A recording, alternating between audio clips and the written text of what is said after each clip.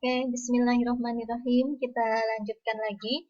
Di video learning sebelumnya, kita sudah mendiskusikan bahwa effective commitment merupakan bentuk organizational commitment yang lebih khusus dan dianggap lebih menonjol dibandingkan continuance dan normative commitment karena memang masing-masing organisasi memiliki potensi untuk memiliki tingkat efektivitas yang berbeda satu dengan yang lainnya. Misalnya, sekali lagi saya ambil contoh di UMY, para pekerja sering diingatkan bahwa apa yang mereka lakukan juga merupakan bagian dari ibadah, sehingga ikatan emosional antara pegawai dengan organisasi itu menjadi lebih meningkat dan lebih positif karena apa yang para pegawai merasa bahwa apa yang mereka lakukan bagi organisasi, bagi korporasi, bagi institusi itu tidak semata-mata suatu upaya untuk mendapatkan nominal kuantitatif rupiah semata, tapi memang berusaha mengerjakan tugas sebaik-baiknya karena merupakan bagian dari ibadah kepada Allah Subhanahu wa Ta'ala. Nah, teman-teman, sekarang kita lanjut pada term ketiga. Tadi kita sudah menelaah OPR, kemudian kita sudah menelaah EOR. Sekarang kita akan menelaah term ketiga, yakni EPR atau Employee Public Relationship. Employee Public Relationship atau relasi antara pekerja dengan publik organisasi merupakan koneksi atau asosiasi antara pegawai dengan anggota publik yang biasanya terjadi akibat adanya komunikasi interpersonal yang terjadi antara employee itu sendiri dengan anggota publik yang dihasilkan oleh perilaku organisasi dan publik. Jadi misalnya UMY secara institusional pada masa pandemi ini menyerahkan paket sembako kepada masyarakat sekitar yang membutuhkan.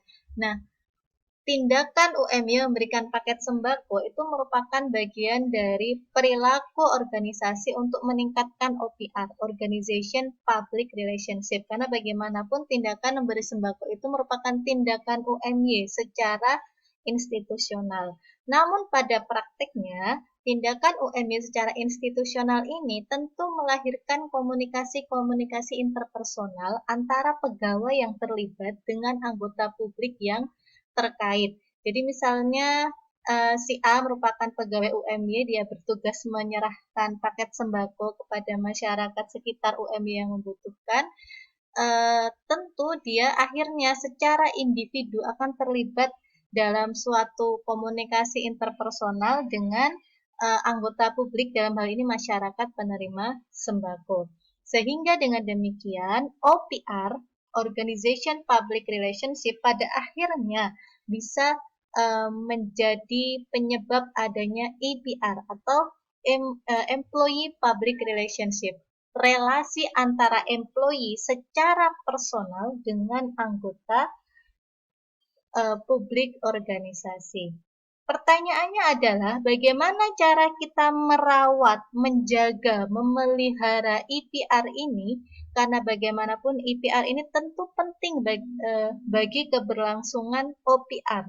Bisa dibayangkan kalau misalnya UMY itu sudah punya tindakan positif untuk menjalin OPR-nya dengan memberikan sembako kepada masyarakat sekitar, tapi kemudian pegawai yang terlibat yang menyerahkan sembako itu misalnya menyerahkan sembako itu dengan cara yang sinis, judes, atau bahkan melempar sembakonya, itu berarti tentu EPR ini atau Employee Public Relationship yang terjalin antara pegawai dengan anggota publik ini akan menyebabkan buruknya OPR yang tercipta. Sebaliknya, kalau kemudian pegawai itu memberikan paket sembako dengan cara yang ramah, kemudian menyapa dengan sopan, bersikap yang santun, maka komunikasi interpersonal yang terjalin antara employee dengan anggota publik organisasi alias EPR akan berdampak positif bagi OPR, Organization Public Relationship. Nah, pertanyaannya tadi adalah bagaimana cara kita merawat EPR? Dalam hal ini, Grunik dan Huang mempropos apa yang disebut sebagai cultivation strategies. Cultivation, pemeliharaan. Jadi, cultivation strategies adalah strategi-strategi untuk memelihara relasi antara employee dengan publik. Grunik dan Huang mengadopsi cultivation strategies ini dari komunikasi interpersonal, kemudian juga dari teori-teori resolusi konflik dan juga dari manajemen konflik. Apa yang diadopsi Grunik dan Huang dari bentuk-bentuk komunikasi interpersonal dan juga teori-teori resolusi konflik menghasilkan 6 jenis strategi pemeliharaan hubungan. Yang mereka adalah access, kemudian ada positivity, ada openness, ada assurances, kemudian networking, dan sharing of tasks. Sepertinya saya harus meralat bahwa Grunik dan Huang memang mempropos maintenance strategis, tapi kemudian yang mengajukan cultivation strategis ini adalah Hon and Grunik ya. Apa yang disebut dengan akses? Mari kita lihat akses. Akses adalah members of publics or opinion leaders provide access to public relations people. Public relations representatives or senior managers provide representatives of public similar access to organizational decision-making process. Jadi bagaimana caranya organisasi merawat EPR?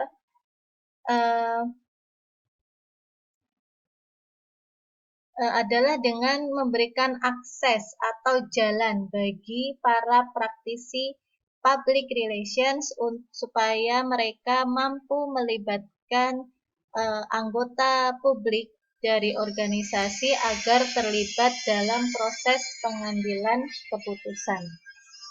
Kita berpengalaman di awal semester yang lalu sepertinya sekitar semester gasal bahwa kemudian ada perubahan kebijakan rute truk-truk pembawa bahan bangunan Bank UMY yang tadinya melewati jalan kampung menjadi melalui jalan rute di dalam kampus ya. Meskipun kita tidak tahu apa yang terjadi di balik itu, tapi kita bisa melihat bahwa pemindahan keputusan untuk mengalihkan rute truk tersebut diharapkan bisa bertujuan baik bagi masyarakat dengan menghindarkan masyarakat sekitar dari dampak polusi udara yang berlebih akibat dari debu-debu yang semakin banyak berterbangan akibat truk-truk yang terjalin. Boleh jadi kalau misalnya pemindahan rute tersebut terjadi karena anggota masyarakat menyampaikan keluhannya, saran dan kritiknya kepada organisasi, maka itu artinya organisasi dalam hal ini diwakili oleh PR practitioner membuka jalan bagi masyarakat untuk terlibat dalam proses decision making. Dan dalam hal ini terkait akses ini, peran dari eksekutif organisasi atau pengambil kebijakan organisasi itu sangat penting dalam memberikan akses pula bagi para praktisi humas agar bisa membuat anggota masyarakat maupun publik organisasi terlibat dalam decision making process. Adapun positivity adalah segala sikap maupun tindakan yang dilakukan organisasi kepada publik maupun publik kepada organisasi untuk membuat hubungan di antara keduanya itu lebih menyenangkan bagi pihak-pihak yang terlibat. Kita bisa bercermin dari hubungan interpersonal kalau misalnya teman-teman punya sahabat dan barangkali ada keinginan ya untuk membuat relasi yang menyenangkan untuk dijalani bersama. Misalnya dengan menyempatkan diri mengikuti kajian bersama itu solid sekali, atau nonton bareng bersama, atau mengantarkan sahabatnya untuk pergi ke suatu tempat dan sebagainya. Hal yang ketiga adalah openness, yakni keterbukaan pikiran atau perasaan di antara pihak-pihak yang terlibat.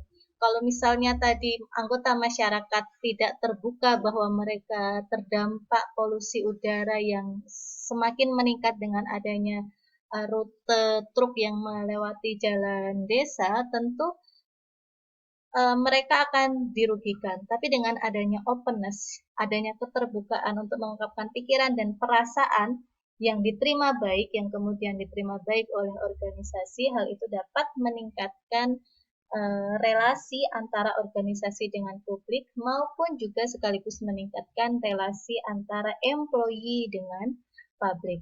Assurances itu terkait dengan attempts by parties in the relationship to assure the other parties that they and their concerns are legitimate.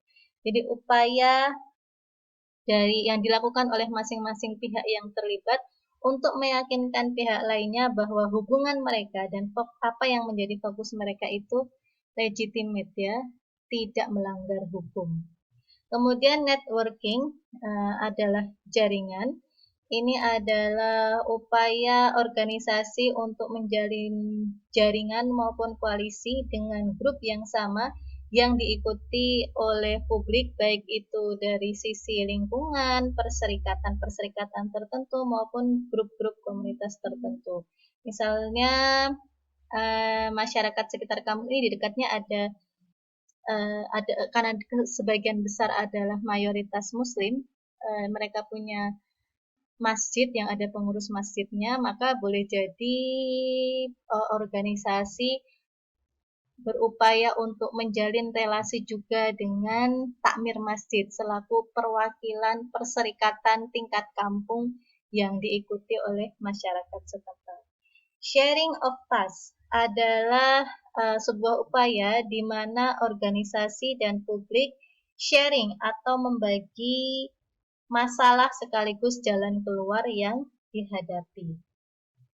Nah, kalau cultivation strategis yang diadopsi dari teori manajemen konflik itu ada dua.